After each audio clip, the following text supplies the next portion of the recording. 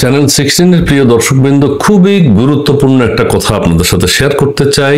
খুবই গুরুত্বপূর্ণ, সেটি হচ্ছে, হয়তো বক্তব্যটা এরই মধ্যে আপনারা শুনেছেন, সেটি হচ্ছে সাবেক মেজর জেনারেল আকবর তিনি 5 তারিখে কি হয়েছিল, কি করেছিল, কিভাবে কুটা করেছেন তারা ঘোষণা দিয়েছেন। অর্থাৎ 5 তারিখে 2024 সালের 5ই আগস্ট বাংলাদেশে সেনা কু ঘটে গেছে। অত্যন্ত পরিকল্পিতভাবে সাবেক এবং বর্তমান সেনা কর্মকর্তারা মিলে এই কুটা ঘটিয়েছেন। আপনারা আরো একটি তথ্য আপনাদেরকে দিব। 2024 সালের 5ই আগস্ট উত্তরা থেকে মিছিল কিভাবে গণভবনে এসে ঢুকেছে, কি পরিকল্পনা ছিল, সেটিও আপনাদেরকে জানাতে চেষ্টা করব।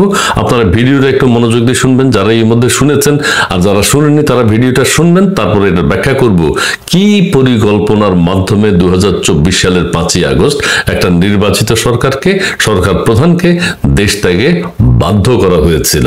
বাংলাদেশ সেনাবাহিনী কি ন্যাক্কারজনক কাজ করে তার দৃষ্টান্ত আবার একটু শুনুন জি প্লিজ।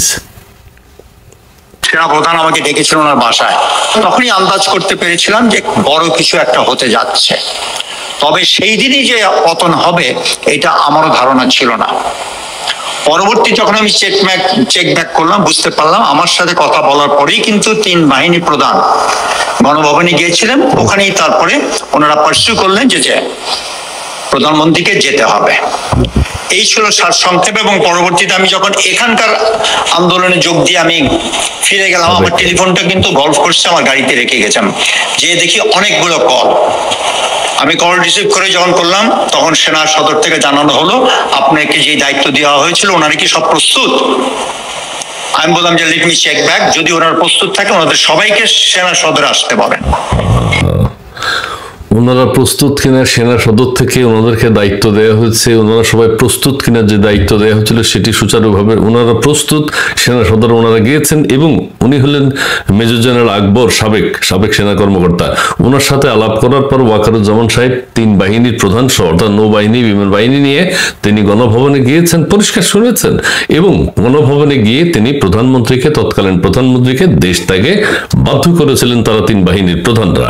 সেখানে তারা ছিলেন। এবং আপনাদের মনে আছে নিশ্চয়ই, আমাদের জুলাই আগস্টের সময়, আগস্টে 3 তারিখে সম্ভবত রাওয়া ক্লাবের সাবেক সেনা কর্মকর্তাদের একটা মিছিল হয়েছিল, মিটিং হয়েছিল, এবং সেটা ওয়াকারুজ্জামানের নেতৃত্বে, অর্থাৎ তাদের এটা পরিকল্পনার অংশ যে তোমরা ওখান থেকে চাপ সৃষ্টি করো এবং আমরা তোমাদেরকে যে দায়িত্ব দিব সেগুলো তোমরা পুঙ্খানুপুঙ্খ রূপে পালন করো, আর ক্যান্টনমেন্টে এসে আমাদের সাথে বসো, মিটিং করো।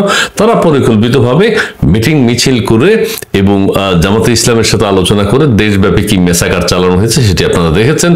এবং হেফাজতের সাথে কথা বলেছে, বিএনপির সাথে কথা বলেছে। তার আগে তারা যে জঘন্য কাজটি করেছে সেটা তো তার মুখেই শুনলেন, যে সেনাপ্রধান 3 বাহিনী প্রধান গণভবনে এসে প্রধানমন্ত্রীকে দেশ ত্যাগে বাধ্য করেছেন। বাংলাদেশে আমরা এতদিন ইনিয়ে বিনিয়ে অনেকে বলছেন যে এটা হয়তো একটা সেনাবাহিনী এটা কি করছে, এটা পরিকল্পিত সেনা কু, সেটি তো তার মুখেই শুনেছেন মেজর জেনারেল। উনি হিরো হতে চেয়ে সমস্ত কিছু সত্য কথা বলে দিচ্ছেন। আমাদের 3 বাহিনী প্রধানরা সত্য কথা বলেন, আমাদের প্রধান উপদেষ্টা সত্য কথা বলেন, আমাদের এনসিপির নেতৃবৃন্দ, সমন্বয়করা সবাই সত্য কথা বলছেন। তারা কিভাবে পুলিশ হত্যা করেছেন, মেট্রো রেলে কিভাবে আগুন দিয়েছেন, ভাঙচুর জ্বালাও পোড়াও করে কিভাবে একটা দেশের আন্দোলন চাঙ্গা করেছেন সরকারের বিরুদ্ধে সেনাবাহিনীর সহযোগিতায়, বুঝছেন তো, সেনাবাহিনীর সহযোগিতায়। এবং কিভাবে বাংলাদেশে মেসাকার করেছেন, কিভাবে তারা শহীদ হয়েছেন, কিভাবে তারা গুজব ছড়িয়েছেন, সবকিছুই আমাদের সমন্বয়ক ভাইয়েরা সুন্দর করে বলে দিচ্ছে। আবার আমাদের তথ্য উপদেষ্টা তিনি তো বলে দিয়েছেন এটা কোনো আন্দোলন না, সংগ্রাম না, এটা একটা ষড়যন্ত্র। সেনাবাহিনী সহ ষড়যন্ত্রটা করেছেন, বিদেশি শক্তি ষড়যন্ত্রটা করেছে, জাতিসংঘের ভলকার তুর্ক এখানে আছেন, ঠিক আছে, পশ্চিমা বিশ্ব এখানে রয়েছেন। এবং পশ্চিমা বিশ্ব নিজেরা তো আর কিছু করবে না, সেনাবাহিনীকে কাজে লাগাবে, ছাত্রদেরকে কাজে লাগাবে, পরিকল্পনা আনবে। নোবেল বিজয়ী জড়িত ছিল আমাদের প্রফেসর ডক্টর মোহাম্মদ ইউনূস, এবং তার নেতৃত্বে ম্যাটিকুলাস ডিজাইন অনুযায়ী সেনাবাহিনী, সাবেক সেনাবাহিনী কর্মকর্তা সবাই মিলে বাংলাদেশের এই বিপর্যয়টা ডেকে নিয়ে এসেছে। এবং এখানে সবচেয়ে উল্লেখযোগ্য বিষয় হচ্ছে যে বাংলাদেশের স্বাধীনতার সার্বভৌমত্বের বিপক্ষে এই ধরনের একটা কু ঘটানো হয়েছে, এবং সেই বিপক্ষ শক্তি এটার পিছনে কাজ করেছে। বিগত দিনে যেমন 15ই আগস্ট বাংলাদেশ ধ্বংস করা হয়েছে, বঙ্গবন্ধুকে সপরিবারে হত্যা করা হয়েছে, ধারাবাহিকভাবে তাদের পরিকল্পনা অনুযায়ী 81 সালে জিয়াকে হত্যা করা হয়েছে ওই সেনাবাহিনী, 75-এর 15ই আগস্ট ওই সেনাবাহিনী হত্যাকাণ্ডের সাথে জড়িত, 81 সালে ক্ষমতা দখল এরশাদ সাহেব ওই সেনাবাহিনী ক্ষমতার সাথে জড়িত, সেনাবাহিনীর সকল সদস্য দেশ বিশৃঙ্খল করেছে।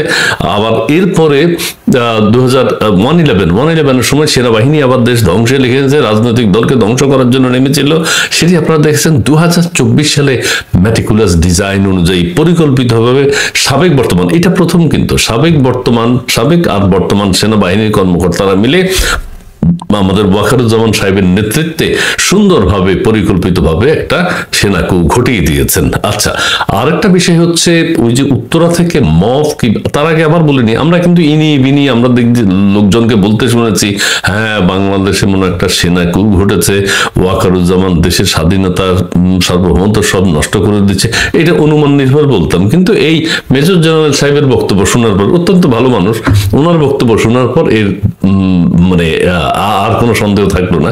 উনি পরিষ্কার করে বলে দিয়েছেন সাবেকদেরকে সেনাবাহিনীর প্রধান যে দায়িত্ব দিয়েছেন তোমরা সেটা পালন করেছো কিনা, তোমরা ক্যান্টনমেন্টে আসো। ওনার সাথে আলাপ করার পর আমাদের সেনা প্রধান 3 বাহিনীর প্রধানরা গণভবনে গিয়ে প্রধানমন্ত্রীকে বিদেশ যেতে বাধ্য করেছেন। এবার বলি, উত্তরা থেকে বলা হচ্ছিল না, উত্তরা থেকে একটা মিছিল আসছে গণভবনের দিকে, আপনি চলে যান, এই ভয় প্রধানমন্ত্রীকে দিছিল না তখন? হ্যাঁ দিছিল। উত্তরা থেকে এটা কিভাবে আসছে? এটা সেনাবাহিনীর নেতৃত্বে পরিকল্পিতভাবে ওখানে এটা তৈরি করা হয়েছে যে ওখান থেকে তোমরা মুভ করবা, ঠিক আছে? ওখান থেকে মুভ করলে এইটা সেনাবাহিনী কন্ট্রোল করতে পারতো না, ক্যান্টনমেন্টের পাশ দিয়েই তো আসবে। সেনাবাহিনী কন্ট্রোল করতে পারতো না, পুলিশ দায়িত্ব নিতে পারতো না।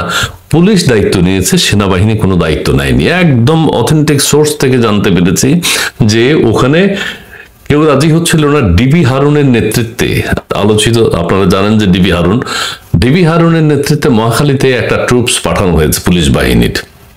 খুবই সত্য ঘটনা অবলম্বনে বলছি, ডিবি হারুনের নেতৃত্বে ওখানে একটা ফোর্স বাহিনী পাঠানো হয়েছে পুলিশের, এবং তারা সেখানে ব্যারিকেড তৈরি করেছেন, যেভাবে কোনো রাস্তা বন্ধ করেন, এবং তারা ঘিরে দাঁড়িয়েছেন যাতে মিছিলটি গণভবনের দিকে যেতে না পারে। মিছিল আসছে, পুলিশরা অবস্থান করছে, কিন্তু ডিজিএফআই থেকে, সেনাবাহিনী থেকে পুলিশদেরকে নির্দেশ দেওয়া হলো যে আপনারা সেখানে থাকবেন না। ডিবি হারুন সাহেবকে বললো যে আপনি এখানে থাকেন না, আপনি একটু অন্যত্র যান। ওরা কি করতে চায়, আর মব এত বড়, আপনারা এটা কন্ট্রোল করতে পারবেন না, অথবা কন্ট্রোল করার প্রয়োজন কি, নানানভাবে নিয়ে ডিবি হারুন তখন আইজিকে ফোন করলেন।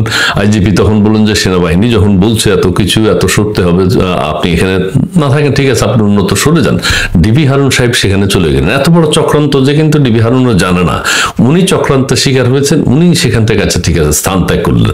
পুলিশটা কিন্তু সেখানে দাঁড়িয়ে আছে।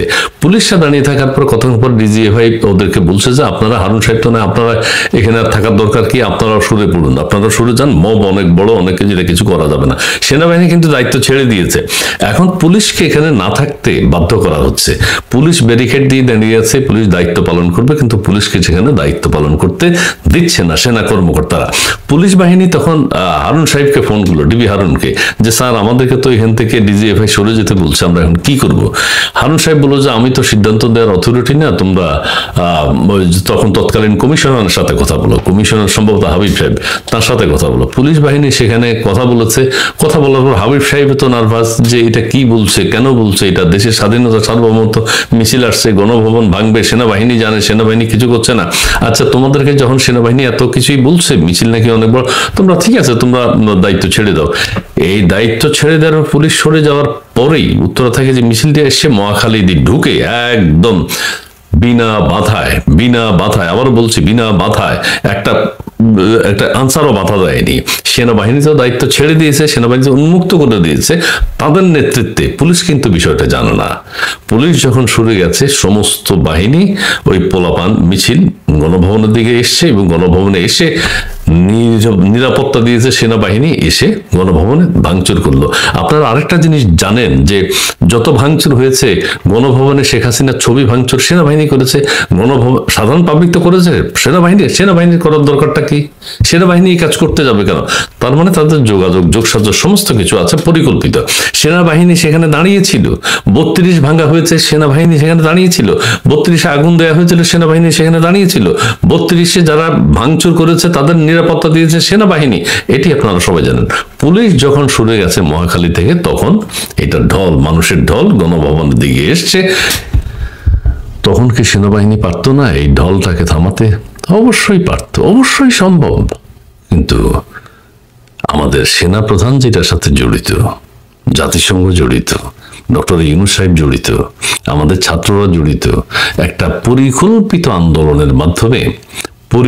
সেনাবাহিনী ছাত্রদেরকে সারা দেশে সহযোগিতা করেছে, সেনাবাহিনী মিছিল মিটিং আসার জন্য সহযোগিতা করেছে, সেনাবাহিনী গণভবন থেকে উইথড্র করা হয়েছে, সেনাবাহিনী 32-এ ছিল কিন্তু কিছুই করে নাই, এটা আপনারা দেখেছেন। তবে পরিকল্পিতভাবে দেশের স্বাধীনতা সার্বভৌমত্ব ধ্বংস করার একটা চূড়ান্ত রূপ 2024 সালের 5ই আগস্ট, লাউড অ্যান্ড ক্লিয়ার।